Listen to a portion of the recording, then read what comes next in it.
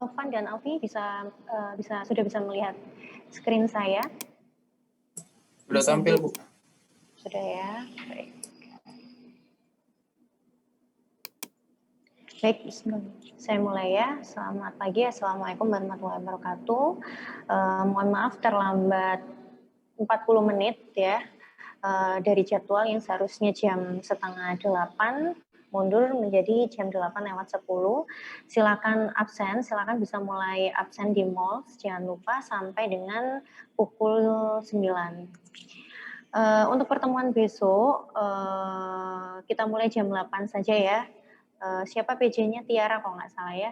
Tiara tolong diingatkan saya jam 7:30 untuk mengisi kuliah di jam 8. Oke, di pertemuan keempat ini kemarin saya sudah melihat denah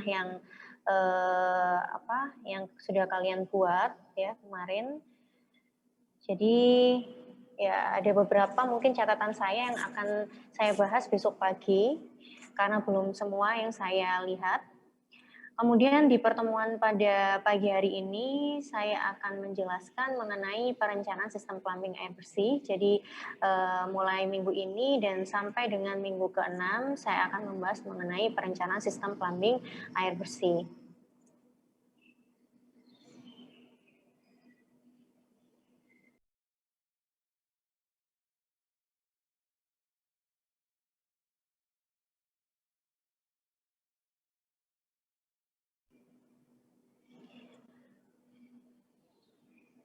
Baik, kemarin beberapa minggu yang lalu sudah saya sampaikan bahwa saya minta kalian untuk menyiapkan buku Morimura ya sebagai panduan atau sebagai pendamping perkuliahan plumbing dengan saya. Jadi kemampuan khusus di pertemuan keempat dan keenam ini adalah yang diharapkan adalah setelah mengikuti pertemuan keempat sampai dengan keenam ini, mahasiswa dapat merencanakan sistem plumbing air bersih secara menyeluruh. Jadi mulai bagaimana tahapannya, terus melalui tahapan per tahapan untuk menjadi sistem plumbing air bersih secara menyeluruh itu tujuan dari perkuliahan pada minggu keempat dan keenam.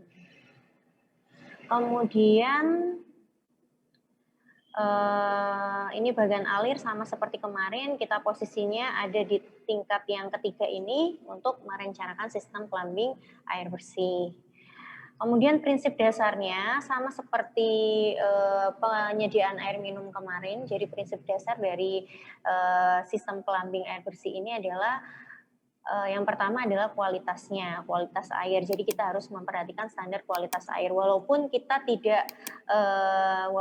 misalkan hanya mengambil air bersih atau air minum dari PDAM, tetapi kita juga harus mengontrol bagaimana kualitasnya, apakah masih layak atau tidak untuk dijadikan air bersih maupun air minum mungkin ya di dalam gedung tersebut. Jadi yang pertama prinsip sistem plumbing air bersih, yang pertama kita harus memperhatikan kualitasnya, apakah sesuai dengan peraturan Menteri Kesehatan nomor 32 tahun 2017 untuk air bersih, untuk air minum 492 tahun 2010.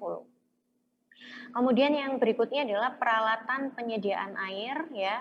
Jadi kita harus mengidentifikasi peralatan penyediaan air yang dibutuhkan, apakah butuh tangki air bawah tanah atau ground reservoir, kemudian tangki air atas atap atau roof tank, kemudian pompa, dan bagaimana sistem perpipaan yang ada.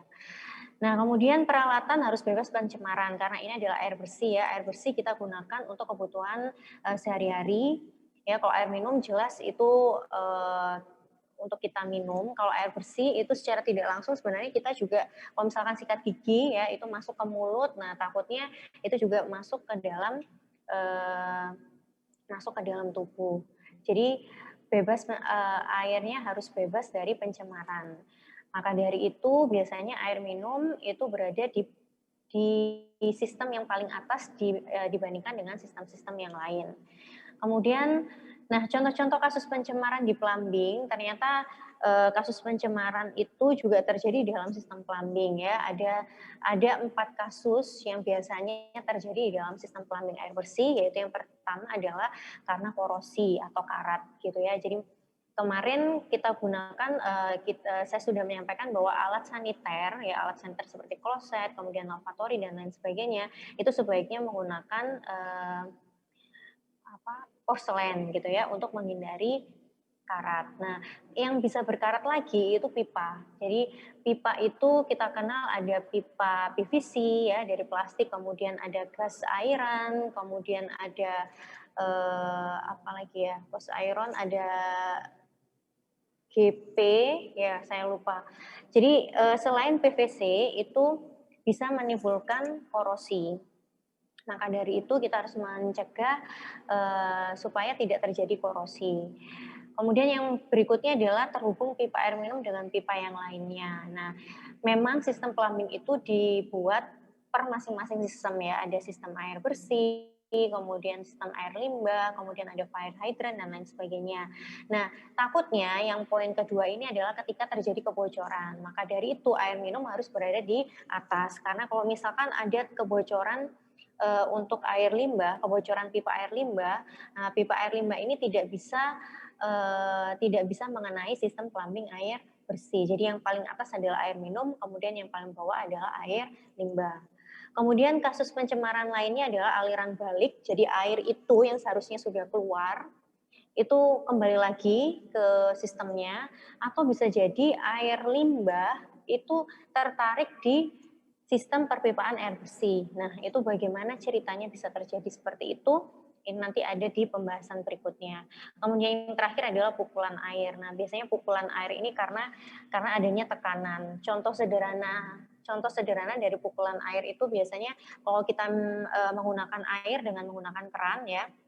Ini keran kita buka, kemudian tiba-tiba kita tutup. Nah, kita nggak tahu kondisinya ketika kita tutup itu tekanan yang terjadi itu maksimum atau tidak. Kalau misalkan kita tiba-tiba menutup keran, kemudian tekanan yang terjadi adalah tekanan yang maksimum, nah itu bisa tekanan itu berbalik ke sistem plumbing air bersih. Nah, yang paling buruk akibatnya adalah terjadi kebocoran pipa, gitu ya.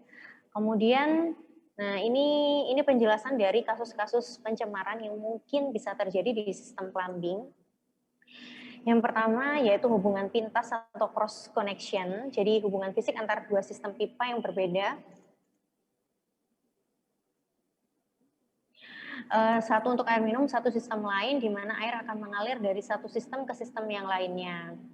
Nah, ini biasanya jika sistem perpipaan dan peralatan air minum tidak boleh terendam dalam air kotor atau bahan lain yang tercemar. Nah, ini cara mensiasatinya ya seperti itu. Jadi air minum itu berada di atas, kemudian air limbah berada di bawah. Karena takutnya jika terjadi kebocoran, itu kalau misalkan air limbahnya di atas, air limbah akan menetes terus ke pipa air minum. Nah, kita tidak tahu apakah pipa air minum itu dia ada kebocoran kecil atau tidak. Kalau ditakutkannya pipa air limbahnya di atas, terus ada kebocoran, kemudian pipa air bersihnya itu di bawah, dengan kebocoran yang kecil itu bisa masuk ke dalam pipa air bersih atau pipa air minumnya.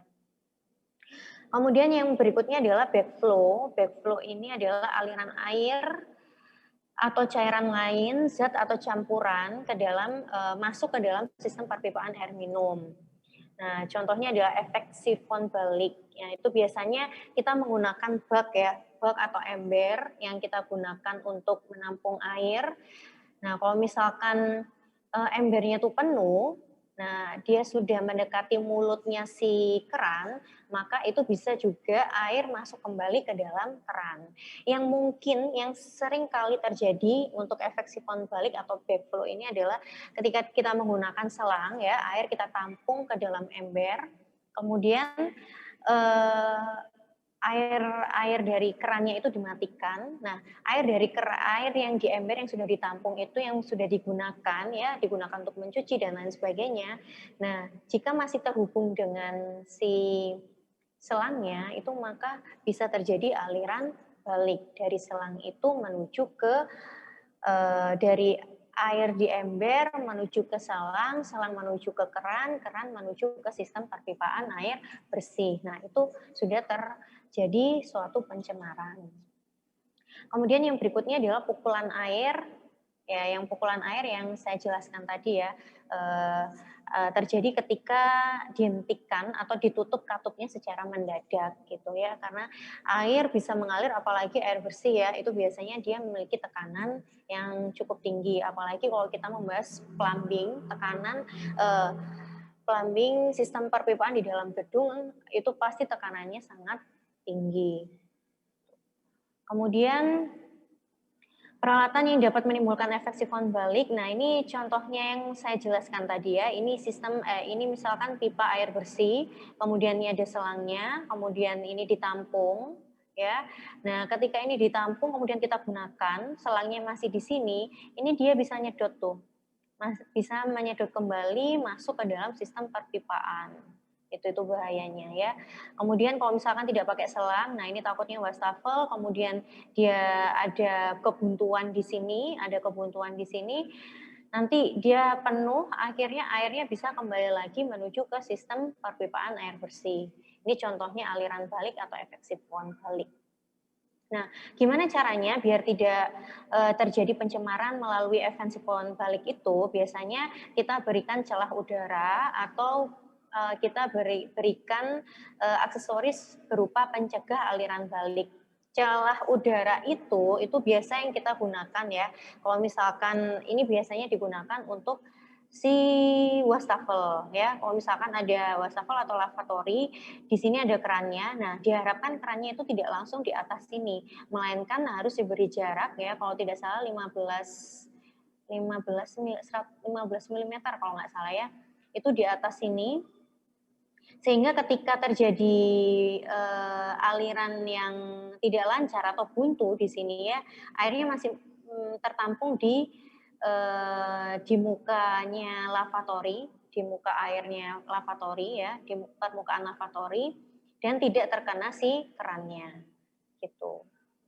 Nah, kemudian untuk yang pencegah aliran balik, aksesoris ini, biasanya aksesoris ini diberikan di water closet, gitu ya, seperti ini. Ada di buku ya, silakan nanti dicek kembali di bukunya. Biasanya digunakan di katup gelontor. Di awal pertemuan saya sudah memberikan jenis-jenis dari alat plumbing itu. Ada ada kloset itu ada 2 ya, kloset tangki gelontor, kemudian ada kloset katup gelontor. Nah, yang katup gelontor biasanya pemasangannya seperti ini, gitu ya. Dan ini dipasang untuk pelepas aliran balik atau pelepas vakum. Kemudian kita masuk ke bagaimana caranya kita merencanakan sistem penyediaan air bersih.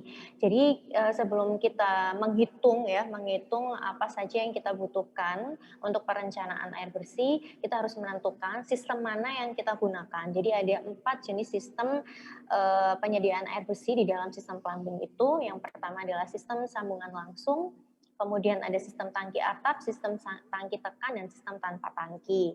Nah, jika dilihat dari namanya, itu secara logik ya, kita secara logika bisa dipikirkan kalau sambungan langsung itu berarti dia tidak memiliki tangki apapun. Ya, jadi dari PDAM bisa langsung digunakan di bangunannya. Kemudian sistem tangki atap berarti kita harus menyediakan si roof tank-nya ini. Kemudian tangki tekan berarti kita menggunakan pompa vakum ya, tangki tekannya.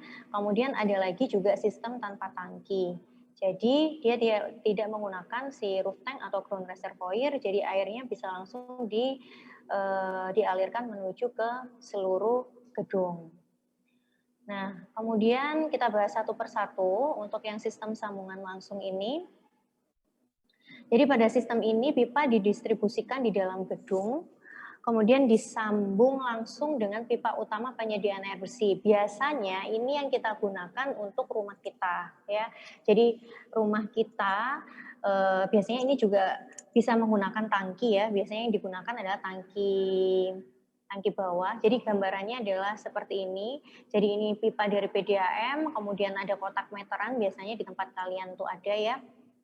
Nah, dari sini itu bisa langsung dimasukkan atau bisa dialirkan ke seluruh gedung, gitu ya. Jadi tidak ada pompa yang digunakan, gitu. Kemudian dua gambar ini prinsipnya sama, sambungan langsung, tetapi ini bedanya adalah katu penutup dalam persil ini masih di dalam rumah, sedangkan yang ini itu di luar rumah. Tetapi kebanyakan untuk perumahan sekarang ini kotak meteran sudah ada di katu penutup sudah ada di dalam rumah, di dalam area rumah.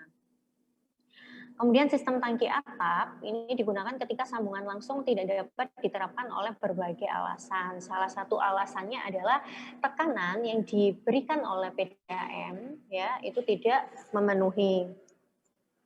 Gitu. Nah, kemudian digunakan ketika sambungan langsung tidak dapat diterapkan. Nah, air ditampung terlebih dahulu dalam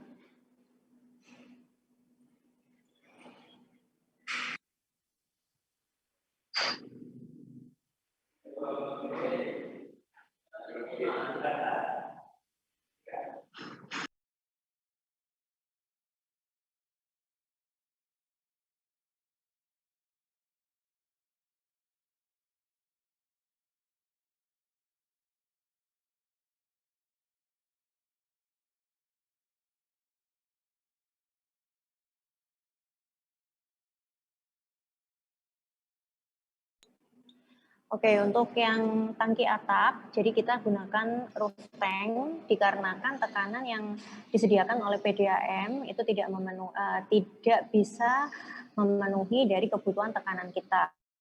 Apalagi kita inginnya adalah merencanakan sistem plumbing di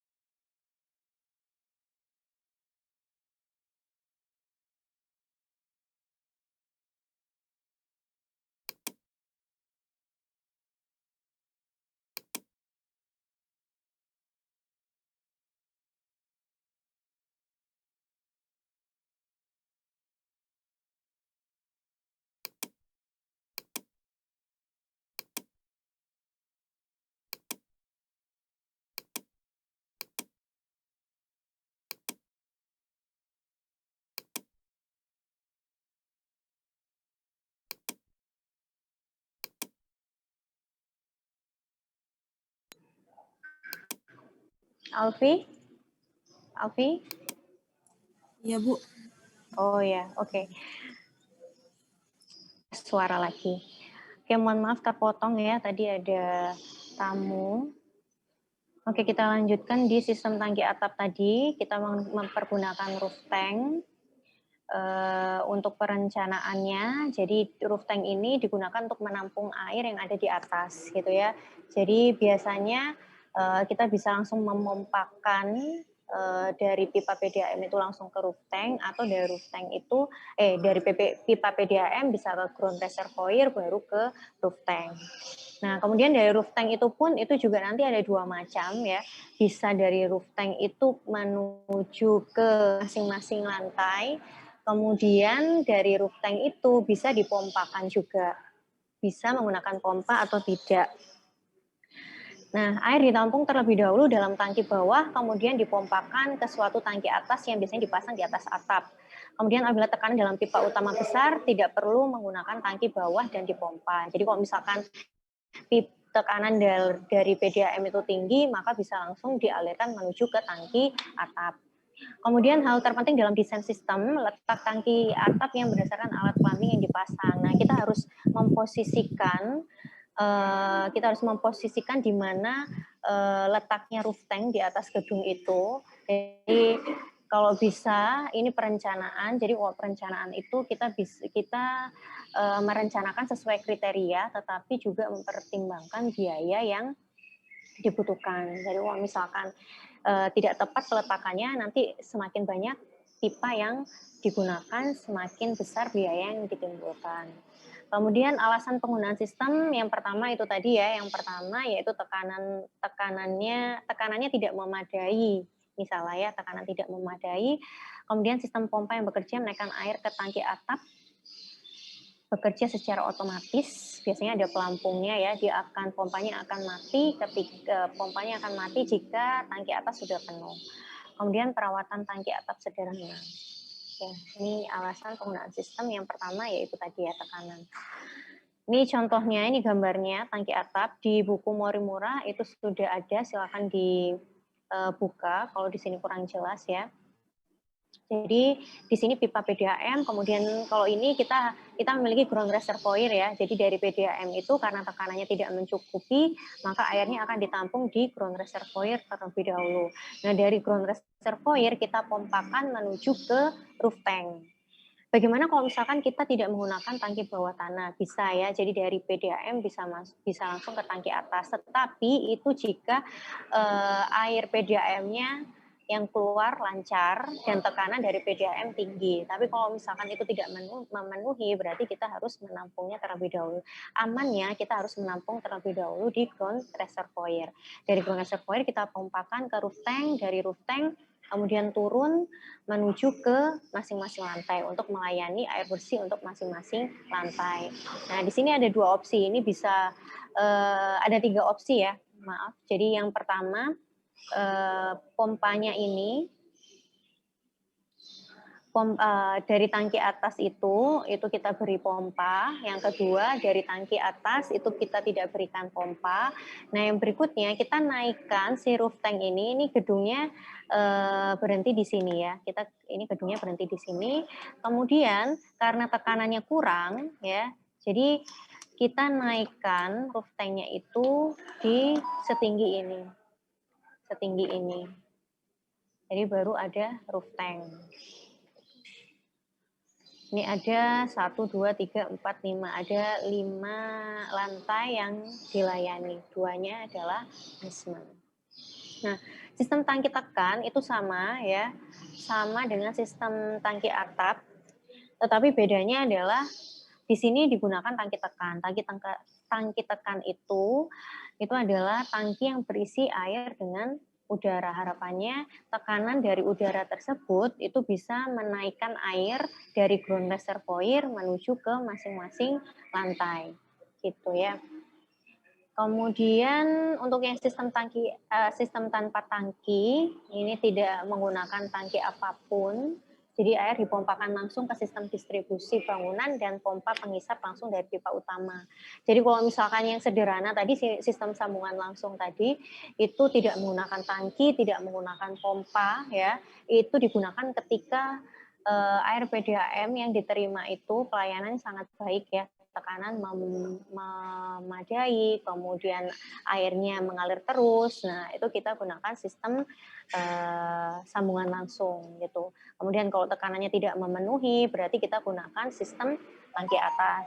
Kalau misalkan ingin menggunakan tangki tekan, berarti kita menggunakan tangki tekan. Itu sistemnya sama ya. Yang sering digunakan untuk sistem plumbing adalah sistem dengan roof tank atau tangki atap. Tangki air, kemudian kita bahas tangki air. Tangki air ini digunakan untuk menyimpan air bersih ya. Kalian pasti sudah pada mengerti. Ya, jadi tangki air kita bertujuan untuk menampung air. Tujuannya jika PDAM-nya tidak mengeluarkan air terus, karena dari PDAM sendiri itu prinsipnya dia ada 2 jenis pelayanan ya, pelayanan 24 jam dan pelayanan tidak 24 jam. Jadi memang ada PDAM yang melayani 24 jam, jadi airnya akan mengalir terus-menerus, dan ada PDAM yang melayani tidak 24 jam. Jadi misalkan pagi aja atau sore aja atau siang aja gitu. Biasanya yang tidak 24 jam ini di daerah-daerah yang memang tekanannya tidak bisa mencapai tekanan yang dikriteriakan, sehingga harus dibagi pelayanannya. Kemudian setelah tadi yang sistem tangki atas, tangki tekan, sambungan langsung dan tanpa tangki, ini ada 2 jenis lagi, yaitu sistem pengaliran ke atas dan sistem pengaliran ke bawah. Nah, kalau sistem pengaliran ke atas, contohnya di gambar 353 ini. Jadi kalau ke atas itu, dari roof tank, itu kita hanya ada 1 pipa menuju ke bawah. Dari pipa bawah itu baru dialirkan ke atas. gitu ya. Kalau yang sistem distribusi ke bawah, berarti ini dari roof tank langsung diturunkan di lantai atas, kemudian dibuat bercabang untuk melayani langsung per lantai, gitu ya. Jadi sama-sama roof tank-nya di atas, tetapi kalau yang sistem ke atas diturunkan terlebih dahulu, baru dialirkan ke atas. Kalau yang ke bawah itu langsung dari roof tank langsung dibagi-bagi menuju ke tiap lantai. Nah, di dalam perencanaan sistem plumbing ini ada 5 tahapan yang harus dilakukan. Yang pertama adalah perhitungan kebutuhan air bersih. Kita harus tahu berapa jumlah kebutuhan air bersih di dalam suatu gedung itu. Kemudian yang berikutnya adalah perhitungan dimensi dari tangkinya, baik tangki atap atau roof tank ataupun ground reservoir atau tangki bawah tanah. Kemudian yang berikutnya adalah perhitungan dimensi pipa air bersih. Jadi kita sudah menentukan berapa dimensi ya dari masing-masing pipa, karena itu pipanya, jadi kalau misalkan gedungnya kalau kalian minimal 6 lantai ya, jadi itu nanti akan bervariasi di tiap lantai itu, di tiap sesi, di tiap jalur itu pasti akan memiliki diameter yang berbeda-beda. Kemudian setelah tahu dimensi pipa air bersihnya, kita tentukan berapa kehilangan tekanan dan tinggi dari roof tank-nya itu. Nah, tinggi roof tank ini sangat diperhitungkan untuk kepentingan kelancaran dari sistem penyediaan air bersih dalam suatu gedung tersebut. Kemudian yang berikutnya adalah perhitungan pompa air bersih. Nah, nanti kita sesuaikan pompa apa yang kita pompa dengan head berapa, flow berapa yang kita gunakan di dalam sistem plumbing. Untuk yang pertama yaitu perhitungan kebutuhan air bersih ya, untuk menghitung berapa jumlah kebutuhan air di dalam sistem plumbing itu ada 3 metode yang bisa kita gunakan, yaitu yang pertama adalah jenis dan jumlah alat plumbing, kemudian berdasarkan jumlah pemakai, kemudian yang berikutnya adalah berdasarkan unit beban alat plumbing gitu ya. Nah, ketiga metode ini pasti perhitungannya berbeda ya. Yang jumlah pemakai kita harus tahu berapa orang yang ada di dalam gedung tersebut. Kemudian yang berikutnya jenis dan jumlah alat plumbing serta unit beban alat plumbing. Ya, 2 metode ini kita harus tahu bukan dari jumlah pemakainya, melainkan dari jumlah alat plumbing yang digunakan. Jadi jumlah klosetnya berapa, kemudian jumlah urinoirnya berapa, kemudian lavatory, faucet, dan lain sebagainya. Kita harus identifikasi terlebih dahulu. Nah, yang digunakan untuk menentukan dimensi pipa air bersih itu adalah metode menggunakan unit beban alat plumbing. Sedangkan untuk yang reservoir ya, untuk tangki baik tangki ground atau tangki atap itu kita gunakan bisa menggunakan jumlah pemakai atau bisa menggunakan jenis dan jumlah alat plumbing. Mengapa seperti itu? Karena untuk yang unit beban alat plumbing itu dia lebih detail. Jadi tiap jalurnya ya, tiap jalur pipa itu kita akan identifikasi berapa beban alat plumbing yang ditanggung. Sedangkan untuk yang 2 ini itu kita langsung mengkalikan berapa jumlah pemakai atau jumlah alat plumbing yang digunakan. Jadi tidak bisa sedetail dari unit beban alat plumbing. Ini tugas untuk tahun lalu kita lewati. Untuk yang pertama, kebutuhan air berdasarkan jumlah pemakai, dari namanya saja kita sudah bisa mengerti ya bahwa kebutuhan air ini didasarkan dari jumlah pemakainya. Jadi jumlah orang yang ada di dalam gedung tersebut. Metode ini didasarkan pada perkiraan jumlah penghuni dan pemakaian air rata-rata per hari dari setiap penghuni. Nah, kalau misalkan rumah, itu kita bisa tentukan dengan jumlah orang di dalam rumah, gitu ya. Kemudian kalau misalkan rumah sakit, kita bisa tentukan dari jumlah tempat tidurnya, gitu. Kemudian kalau misalkan dari perkantoran, itu juga kita bisa prediksi dari jumlah orangnya. Tetapi kalau mall perkantoran gitu ya,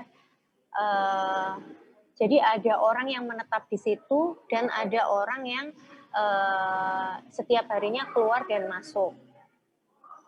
Nah, karena ketidakpastian jumlah itu tadi, maka biasanya untuk metode ini itu kita lihat dari luas luas bangunannya atau luas lantai efektif gitu ya. Jika diketahui jumlah penghuni, maka dapat langsung diketahui kebutuhan airnya. Misalkan dalam suatu rumah itu dihuni 5 orang gitu ya. Dan satu orang itu kebutuhan airnya kurang lebih 120 liter per orang per hari. Jadi kita bisa kalkulasikan 120 liter per orang per hari dikalikan 5 orang jadinya 600 liter per hari. Ya, kalau misalkan itu gedung atau misalkan hotel, kita berarti harus menghitung berapa jumlah kamar ya. Nah, kalau misalkan kita tidak tahu jumlah penghuninya secara pasti, berarti kita harus menaksir jumlah pemakai itu dari luas lantai efektif. Luas lantai efektif itu adalah perkiraan luas lantai yang digunakan oleh penghuninya, gitu ya. Nah, luas lantai efektif ini adalah sekitar 50 sampai 80% dari luas total keseluruhan. Luas total keseluruhan adalah luas bangunannya ya.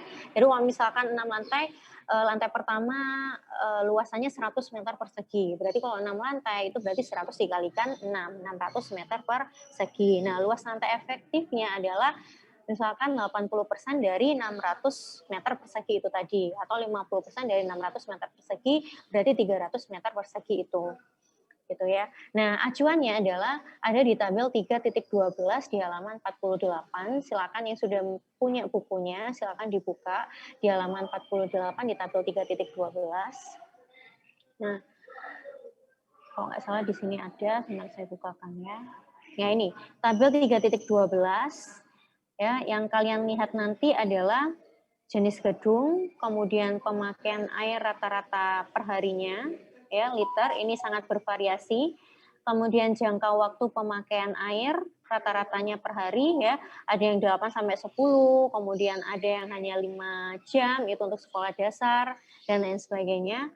Kemudian ada perbandingan luas lantai efektif per totalnya atau persentase dari luas lantai efektif. Nah, ini persentasenya itu berbeda-beda sesuai dengan jenis gedung. Tugas kalian itu adalah gedung perkantoran dan apa kemarin ya? Apa Tiara? Gedung perkantoran dan apa ya? Tiara? Tiara mantau nggak Tiara? Iya, Bu. Iya. Ya. Kemarin tugas besarnya gedung perkantoran sama gedung apa ya?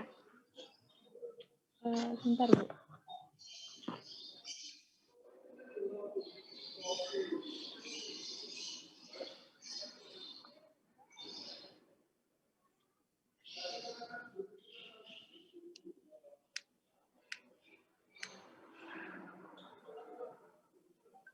Sama gedung perbelanjaan, Bu.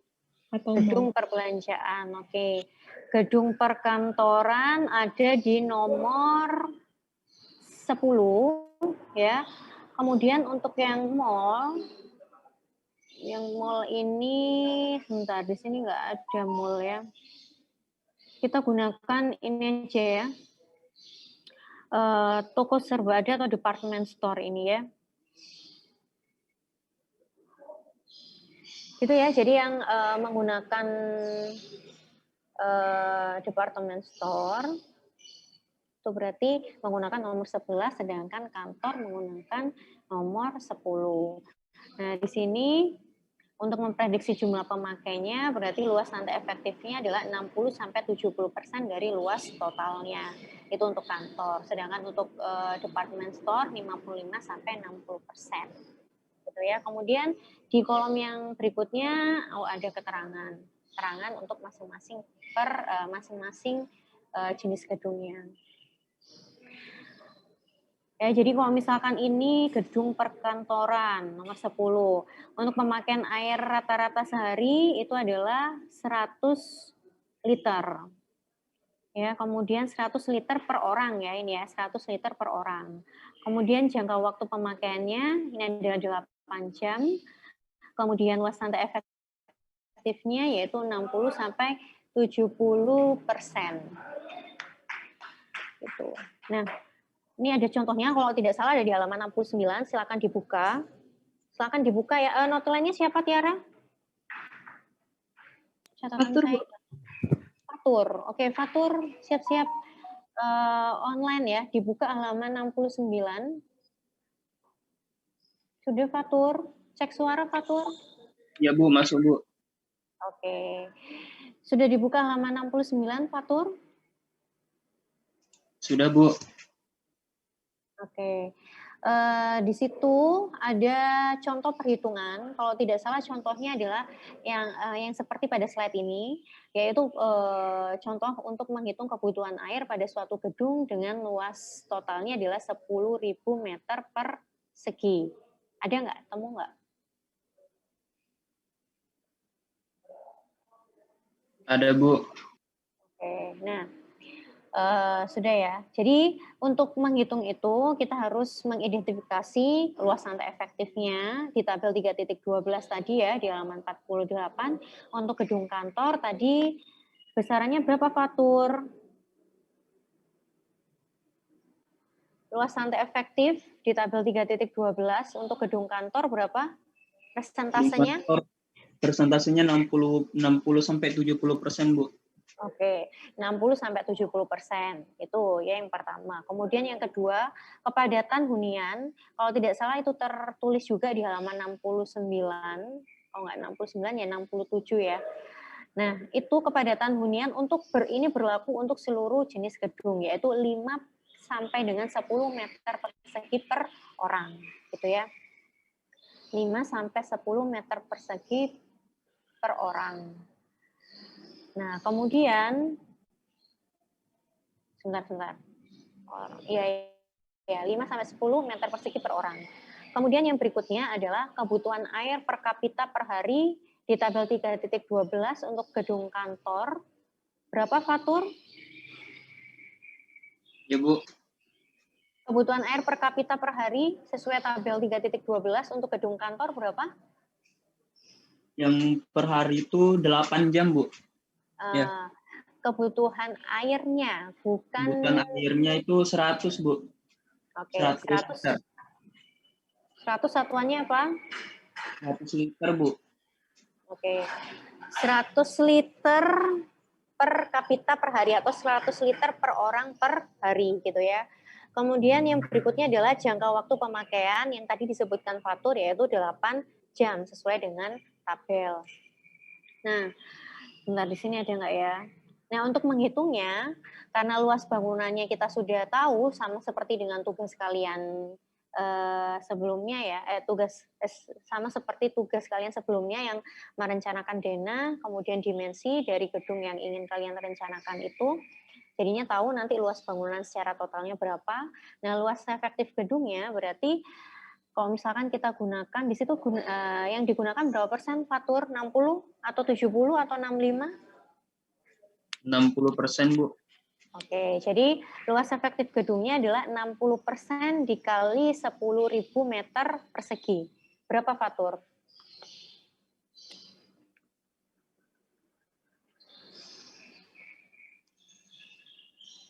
%60 dikali 10.000 meter persegi. Berarti 6.000 ya?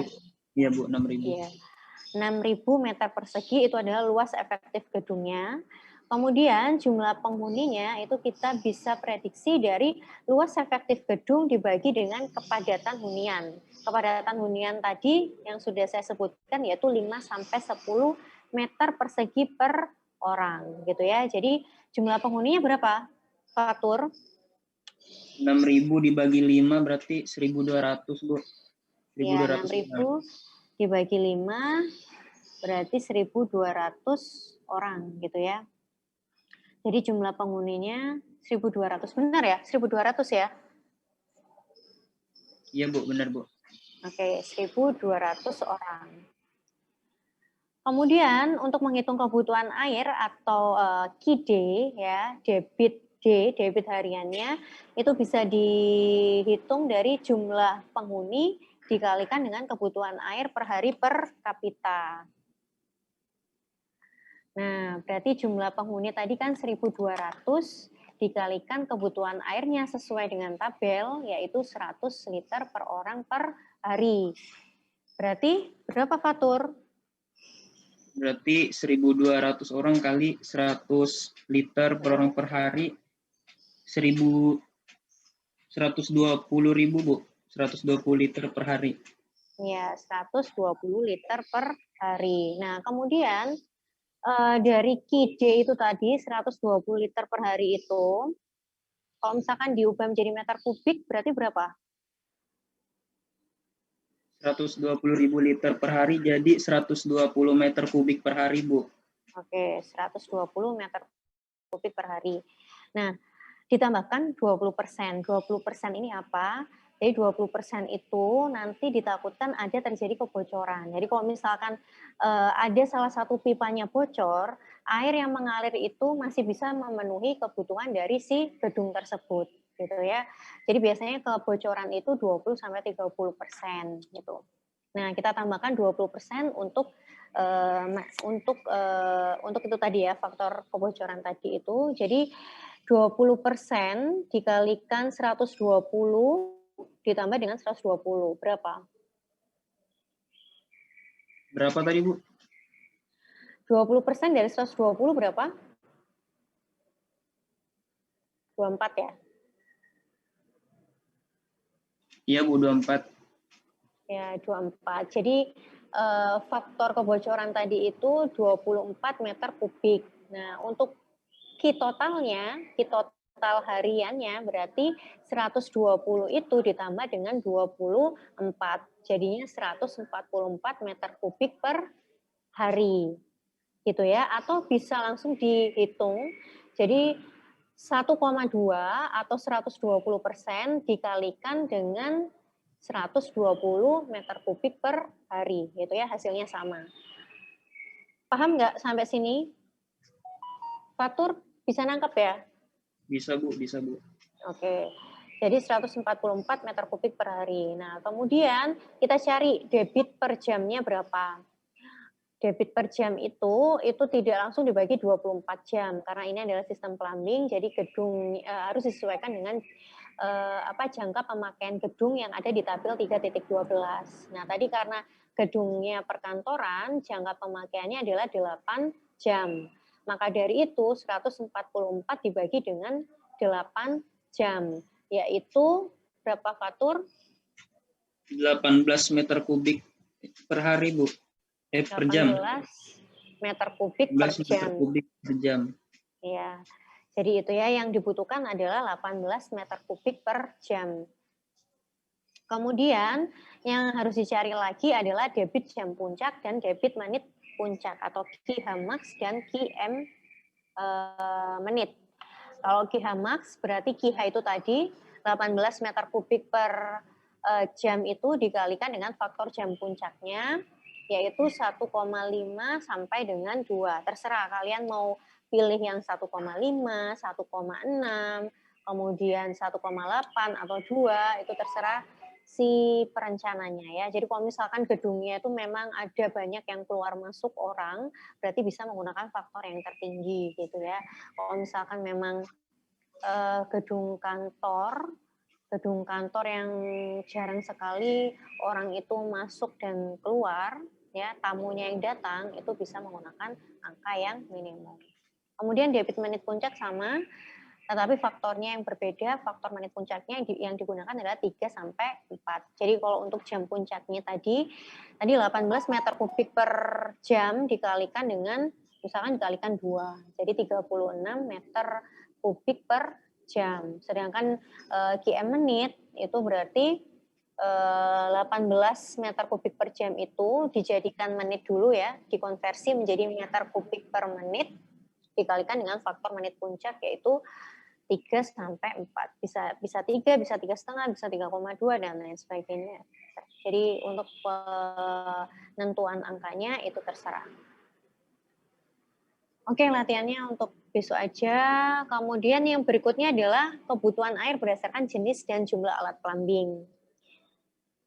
Ya, yang berikutnya berarti kita harus tahu berapa jumlahnya dan alat plumbing apa saja yang digunakan. Jadi alat plumbing apa saja yang digunakan sama jumlahnya kita harus tahu terlebih dahulu sebelum kita menghitung kebutuhan air. Ini metode yang kedua ya. Metode ini dapat digunakan bila kondisi pemakaian alat plumbing sudah diketahui. Jadi kalau misalkan sudah keluar desain gedungnya, rinci sampai dengan ruang saniternya, berarti bisa menggunakan si metode ini. Tabel yang digunakan adalah tabel 3.13 dan tabel 3.15 yang ada di halaman 49 dan halaman 66. Tabel 3.13 itu seperti yang kalian lihat di sini ya. Jadi ada jenis-jenis alat plumbingnya, kloset, peturasan atau urinoir ya. Kemudian ada bak cuci tangan atau lavatory, kemudian ada bak cuci dapur atau sink dan lain sebagainya. Kemudian ada pemakaian air untuk penggunaan satu kali. Jadi kalau misalkan kita menggunakan kloset dengan katup gelontor, itu biasanya digunakan adalah 13,5 sampai 16,5 liter dalam satu kali pemakaian. Jadi kalau misalkan kalian nge-flush itu kloset itu ya, air yang keluar itu sebanyak minimum yang dikeluarkan adalah 13 liter. Itu 13,5 liter.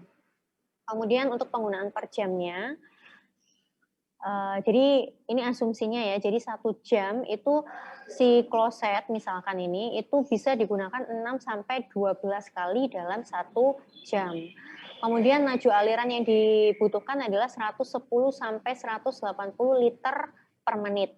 Itu untuk pemenuhan si kloset ini. Kemudian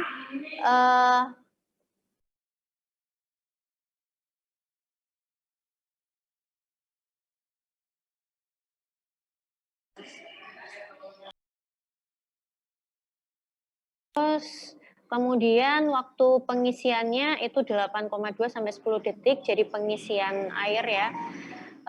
Kalau untuk katup ini cepat sekali ya, karena dia tidak ada tangki untuk pengisian air, sedangkan yang untuk tangki ini bisa dalam waktu 1 menit untuk pengisian airnya.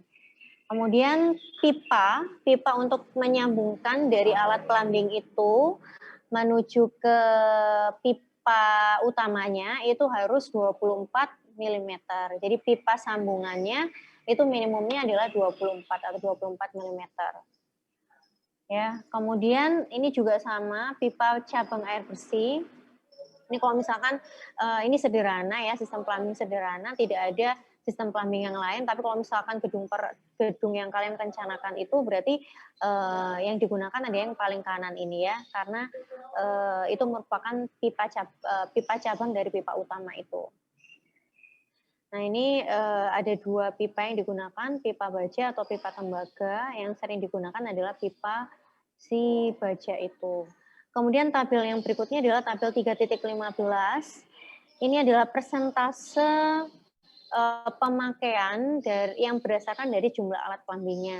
Jadi semakin banyak jumlah alat plumbingnya, maka persentase untuk masing-masing alat plumbing itu semakin kecil. Ya, semakin banyak jumlah alat plumbingnya, maka persentase alat plumbing yang digunakan, masing-masing alat plumbing semakin kecil. Nah, ini dibagi menjadi 2, yaitu kloset katup gelontor dan alat plumbing biasa. Oke, kita masuk ke contohnya aja ya. Jadi kebutuhan air, untuk perhitungannya, kebutuhan air berdasarkan jenis dan jumlah alat plumbing ini, misalkan, ini ada di buku juga ya, lanjutan dari halaman 69 itu. Jadi misalkan apartemen diisi dengan 50 keluarga, dengan 30 keluarga memiliki 1 kamar tidur, 20 keluarga memiliki 2 kamar tidur. Kemudian perlengkapan untuk tiap keluarga itu terdiri dari 1 kloset duduk dengan tangki gelontor, ya, kemudian 1 bathtub, kemudian ada 1 bak cuci tangan, dan 1 bak cuci dapur. Kemudian untuk perlengkapan bersama ada 8 bak cuci pakaian. Nah, untuk menghitungnya ya berdasarkan dari si jenis dan jumlah alat plumbing itu tadi. Ya, pemakaian air secara prinsipnya persamaannya adalah pemakaian air untuk 1 kali dikalikan dengan jumlah alat plumbing dikalikan dengan penggunaan per jamnya. Ya, ada di tabel 3.13. Jadi dihitung untuk masing-masing alat plumbing seperti yang ada di slide ini. Kloset di sini di tabel 3.13. Kita kembali di 3.13, kloset dengan bak gelontor atau tangki gelontor. Ini kita menggunakan kebutuhan air untuk 1 kali penggunaan adalah 13 sampai 15 liter. Nah, kita gunakan minimum. Ini angkanya itu juga terserah kalian ya, 13, mau 13, 14, 15, atau 13,5, 14,5, dan lain sebagainya. Nah, kita gunakan 13 liter. 13 liter dikalikan 50-nya adalah jumlah dari si kloset itu tadi, kemudian dikalikan 6 ini adalah penggunaan per jamnya. Silakan lihat di tabel 3.13 lagi ya. Di situ penggunaannya, Fatur masih memantau? Masih, Bu. Oke, Fatur bisa pilih temannya satu. Ya, Bu. Angga, Bu. Siapa? Erlangga. Erlangga. Erlangga tes suara. Ya, Bu. Oke, Erlangga. Di tabel 3.11 coba dicek benar apakah kloset itu penggunaan per jamnya 6.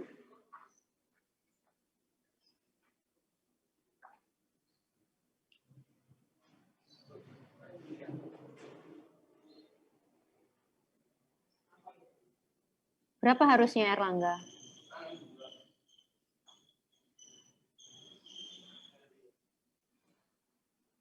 Erlangga. Ya, Bu. Tadi ketemu itu, Bu. Penggunaan klosetnya itu per jamnya 6 sampai 12 jam, Bu. Oke, 6 sampai 12 jam ya. Kita gunakan yang paling kecil saja ya, yaitu 6 kali per jam. Nah, kemudian dikalikan 13 liter, dikalikan 50 jumlahnya 50, kemudian dikalikan 6, totalnya adalah 3.900 liter per jam. Kemudian sama bak mandinya, dilihat juga di tabel 3.13 ya. Benar nggak Erlangga? Kebutuhan untuk bak mandinya 125 liter. Iya, Bu. 125 Benar ya? per jam. 125 liter dikali 50 dikalikan 3, sama dengan untuk cuci tangan 10 kalikan 50 dikalikan 6 dan seterusnya. Nah, kemudian ini di total itu adalah kebutuhan air untuk si apartemen itu tadi ya, yaitu 30.870 liter per jam. Satuannya adalah liter per jam. Nah,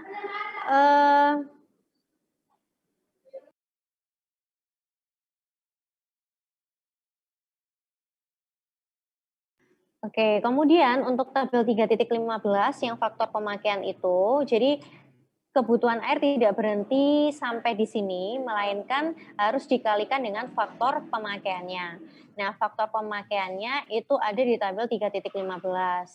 Untuk kloset, bak mandi, cuci tangan, dan cuci dapur, ini jumlahnya 50, maka persentase yang digunakan adalah 38%, sedangkan untuk bak cuci itu hanya 8, jadi faktor pemakaiannya adalah 55%. Untuk melihatnya, tabel di buku itu jauh lebih bagus daripada tabel yang di sini ya. Jadi kalau misalkan tadi jumlahnya 50, maka faktor pemakaiannya adalah 38%. Terus kemudian bak cuci pakaiannya 8, berarti faktor pemakaiannya adalah 55%. Nah, pertanyaannya, kapan kita menggunakan yang atas, angka yang atas, dan kapan menggunakan angka yang bawah gitu. Nah, kalau misalkan kloset yang kita gunakan bukan katup gelontor, berarti kita bisa menggunakan kolom yang bawah. Ya. Kemudian yang jika dia menggunakan katup gelontor, berarti menggunakan yang atas gitu. Ada dua cara dalam perhitungan ini. Cara yang pertama adalah seperti ini ya. Jadi dikalikan semua masing-masing alat kelamin, kemudian dijumlah, kemudian baru dikalikan sesuai dengan jumlahnya. Jadi 38% ini adalah yang jumlahnya 50 aja. Berarti 3.900 ditambah 18.750 ditambah 3.000 ditambah 4.500. Ketemulah 30.150 liter per jam. Itu yang dikalikan 38% karena ini adalah jumlah karena ini alat plumbing yang digunakan adalah 50. Sedangkan yang 720 ini hanya bak cucinya.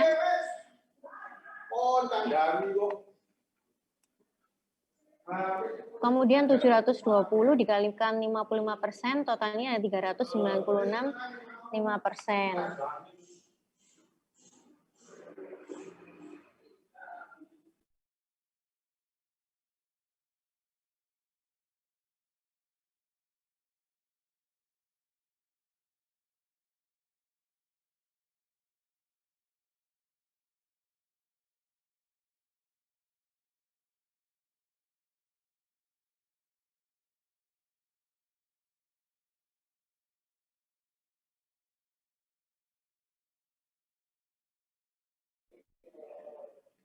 Oke, jadi ini 38% dikali 30.150, ini adalah 11.000 sekian, kemudian 50% dikalikan 720 ketemu 396, jadi total untuk gedung apartemen itu adalah 11.853 liter per jam gitu ya.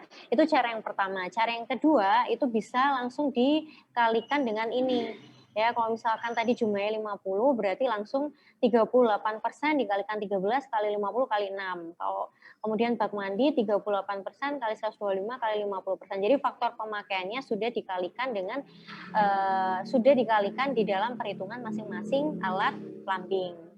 Gitu ya. Kemudian untuk latihannya kita lakukan besok pagi ya.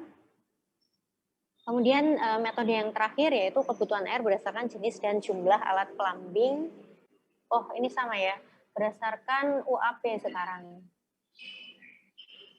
Berdasarkan unit beban alat plumbing. Kebutuhan air berdasarkan unit beban alat plumbing. Itu metode ini untuk setiap alat plumbing ditetapkan 1 unit beban atau fixture unit atau UAP ya, unit alat plumbing itu biasanya singkatannya yang kita gunakan. Nah, jadi kalau misalkan yang metode yang berikut yang sebelumnya itu kita harus tahu jenis dan jumlah alat plumbing, kemudian dikalikan dengan debit airnya, kemudian pemakaian berapa kali dalam 1 jam gitu. Tapi kalau yang metode yang ketiga itu kita harus tahu berapa UAP untuk masing-masing alat plumbingnya. Untuk setiap bagian pipa dijumlahkan besarnya unit beban dari semua alat plumbing yang dilayani dan kemudian dicari besaran laju alirannya dengan menggunakan kurva yang ada di halaman 67 yaitu gambar 3.61. Silakan dicek ya. Kemudian besarnya unit beban untuk setiap alat plumbing itu dilihat dari tabel 3.16 yaitu halaman 68. Oh ini ada ya. Jadi di sini di halaman 68 tabel 3.16 itu ada alat plumbing, kemudian jenis penyediaan airnya apakah katup gelontor, apakah tangki gelontor, kemudian ada nilai UAP-nya. UAP-nya untuk pribadi dibagi menjadi 2, ada untuk pribadi dan untuk umum. Nah, jika itu merupakan gedung umum, berarti kita gunakan umum ya. Kalau misalkan untuk keperluan pribadi itu seperti rumah gitu ya, kita gunakan yang untuk pribadi ini. Nah, ini kita harus tahu untuk kloset katup gelontor itu nilai UAP-nya adalah 10, kalau tangki gelontor adalah 5 dan seterusnya. Urinoir di sini ada 10, ada 5. Nah, gambarnya adalah seperti terlihat di sini dan bisa juga dilihat di gambar 361 di buku ya. Jadi di sini ada kurva, sumbu X-nya adalah nilai unit beban alat plumbingnya, sedangkan sumbu Y-nya itu adalah debitnya dengan satuannya liter per menit. Itu. Di sini ada 2 kurva, sama saja ya. Yang membedakan adalah yang di bawah ini untuk UAP yang kecil, sedangkan yang atas itu untuk UAP yang besar. Jadi kalau misalkan kita tahu berapa jumlah alat plumbingnya, kemudian kita hitung berapa UAP-nya, kita bisa konversi melalui grafik ini. Misalkan di sini UAP-nya nilainya 20 gitu ya. Oh ya, di sini ada 2 garis ya. Garis yang pertama ini untuk katup gelontor dan yang kedua untuk tangki gelontor gitu. Misalkan UAP-nya kloset tadi itu adalah 10 gitu ya. 10 UAP-nya 10 berarti kita bisa tarik garis di sini ya 10 kita tarik ke atas karena katup gelontor. Nah, kita tarik sampai berpotongan dengan kurva yang satu ini. Setelah berpotongan, maka kita bisa tarik ke arah kiri, yaitu 100. Jadi 20 ditarik ke atas sampai berpotongan dengan kurva yang satu, kemudian ditarik ke kiri. Gitu ya, 100 liter per menit. Jadi untuk satu kloset itu kebutuhan airnya adalah 100 liter per menit. Itu. Kemudian nah, ini contohnya. Jadi gedung perkantoran 4 lantai dengan 3 kloset duduk katup gelontor. 3 bak cuci tangan, 3 peturasan dengan bak kelontor bersama, dan 1 bak cuci kain pel. Kita identifikasi klosetnya ada 3, bak cuci tangan ada 3, peturasan ada 3, bak cuci pelnya ada 1. Kemudian unit beban alat plumbingnya itu yang kita bisa lihat di tabel 3.16 ya. Untuk kloset 10, kemudian bak cuci tangan atau lavatory itu 2 ya, yang kita gunakan standar aja. Untuk urinoir, nah yang sering digunakan adalah 5 ini. Kemudian untuk bak cuci pelnya adalah 4. Ya, kita cek di situ, jadi 10, 2, 3, 4. Nah, kemudian kita kalikan. Karena ada 3 kloset, masing-masing UAP-nya per kloset adalah 10, berarti 3 kali 10. Kemudian ini 3 kali 2, 3 kali 3, 1 kali 4. Gitu. Nah, kemudian dijumlahkan, totalnya adalah 49. Itu adalah jumlah UAP untuk satu lantai, atau jumlah UAP per lantai. Nah, untuk 4 lantainya berarti 49 ini dikalikan dengan 4. Ketemulah 196 UAP-nya. Nah, untuk mengetahui secara keseluruhannya berapa kebutuhan airnya, kita cek di kurva 3.61. Karena 196 dan klosetnya yang digunakan adalah katup gelontor, maka kita gunakan kurva nomor 1. Ya, kita cari si 196 berarti di sekitar sini ya, dekat dengan 200. Nah, kemudian kita tarik ke atas, Nah, sampai berpotongan dengan kurva 1, baru kita tarik ke sebelah kiri. Gitu ya, kurang lebih 350 atau berapa di sini ya? 340 liter per menit. Gitu ya. Jadi ini lebih simpel ya. Untuk yang metode yang terakhir itu jauh lebih simpel dibandingkan yang lainnya, asal sudah mengetahui jumlah dan jenis alat plumbingnya. Itu untuk latihannya kita lakukan besok. Oke. Sampai kebutuhan air ada pertanyaan?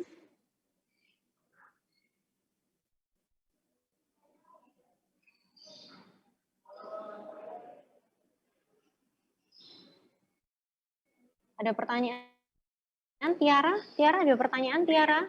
Belum ada, Bu. Belum ada ya? Oke, karena belum mengerjakan. Besok saya akan mereview dan mencatat denah-denah yang perlu perbaikan. Ya, besok akan saya sampaikan di perkuliahan hari Kamis besok. Kita mulai jam 8 ya. Kemudian kita lanjutkan perkuliahan air bersihnya setelah membahas tugas itu tadi. Oke, jika sudah ya, tidak ada pertanyaan yang lain? Fatur, Erlangga? Cukup, Bu. Belum ada ya. Oke, mungkin saya rasa cukup perkuliahan pada pagi hari ini. Ya. Mohon maaf jika ada salah kata. Kita ketemu lagi di hari Kamis besok jam 8 ya. Terima kasih. Wassalamualaikum warahmatullahi wabarakatuh. Selamat pagi. Waalaikumsalam. Waalaikumsalam warahmatullahi wabarakatuh. Bu. Pagi, Bu. Makasih, Bu.